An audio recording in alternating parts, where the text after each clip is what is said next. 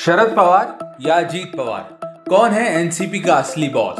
ये सवाल भतीजे की बगावत के बाद से हर किसी के मन में है और हर कोई इसका जवाब जानना चाहता है। शरद पवार और अजीत पवार दोनों एनसीपी पर दावा ठोक चुके हैं। अजीत पवार ने शिंदे सरकार को समर्थन का ऐलान किया और 2 जुलाई को डिप्टी सीएम पद की। एनसीपी का असली मालिक कौन है, ये मामला अब चुनाव आयोग तक पहुंच चुका है। इस बीच सी वोटर और इंडिया टुडे ने एक सर्वे किया है और पूछा है कि एनसीपी का वास्तविक प्रमुख कौन है। पिछले दिनों अजीत पवार की बैठक में ज्यादा विधायक पहुंचे थे, लेकिन इसके बावजूद जनता ने उन्हें झटका दे दिया है।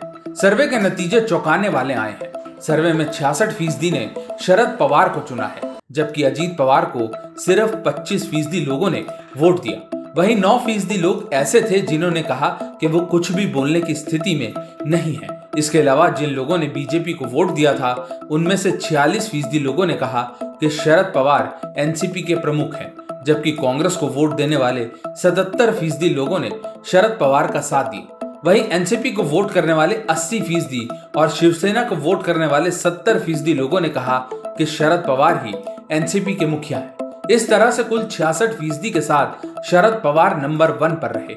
वहीं अजीत पवार को बीजेपी के वोटर्स में 40%, कांग्रेस के वोटर्स ने 13%, एनसीपी के वोटर्स ने 16%, शिवसेना के वोटर्स ने 20% वोट दिया।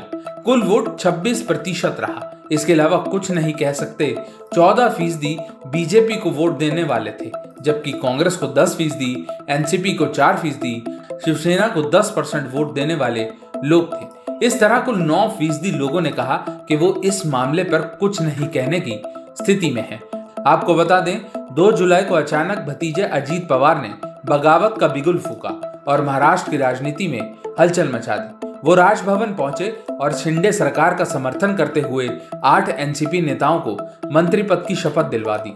अजीत पवार महाराष्ट्र के डिप्टी सीएम बने हैं और ऐसी खबर है कि सूबे में जो कैबिनेट विस्तार होगा, उसमें जल्द ही उनके कोटे के विधायकों को भी मंत्री बनाया जाएगा।